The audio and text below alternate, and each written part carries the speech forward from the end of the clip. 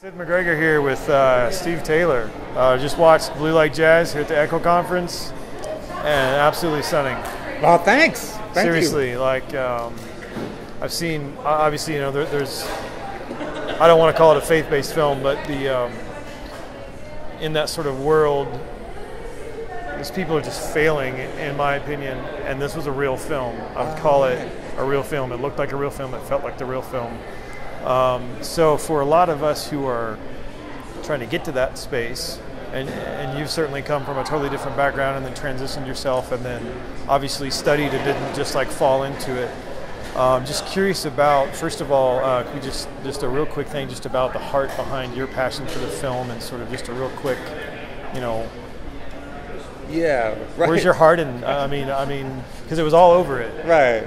So where's the origin for that? Well, I loved the book, and I loved the way the book made me feel when I put it down, and I felt it probably deeply because I had a somewhat similar experience when I grew up in a Baptist church and then went to you know, a pretty radical university at the time, and so I felt like, you know, this was a movie I should make because I felt like I'd lived it. And more than anything, I think we were hoping that we would do the book justice, and it would be a different type of experience, but it would leave you with that same feeling.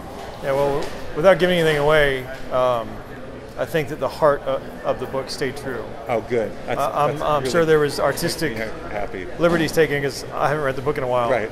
But I think that I know what my heart felt like when I finished the book. Right. And it felt the same after the film. Yeah. So success. That's good. That's good to hear. Yeah. So what are some strategic, maybe just a couple little quick tidbits you could give for guys wanting to sort of jump into that, right? Or who are even pursuing it? Yeah. Just from the get-go, trying to tell stories like that have that sort of God undertone, but without being super cheese. Right.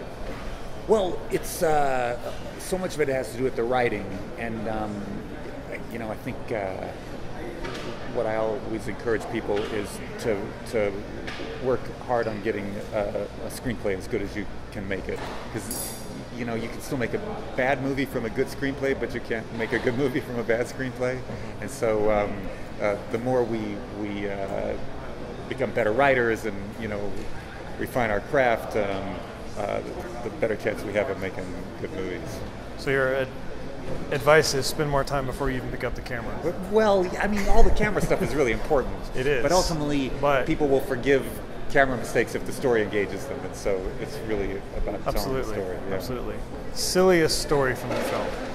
Oh man, I mean, there's so many. First thing that comes to your mind? Well, I think of the day that we were shooting the spider's web scene, and we were running a little behind already, and this crow flew into the neighboring tree and just started making like as much noise as it could, and almost like to spite me.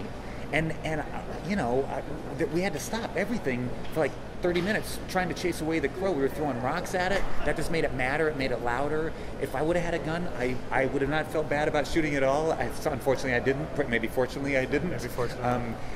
But you know, things like that happen all the time on set.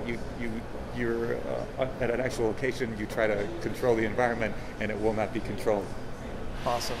Fun stories. Yeah. Awesome. Well, we just great film. Oh man, thank you very much. Absolutely appreciate it, and I can't wait to see the finished version. Yeah. No, me too. Because that was great, and right. So the finished version will just be awesome. Yeah, the sound. We got some work to do, but we're getting there. Thanks. Yeah. All right. Thanks a lot. Appreciate it.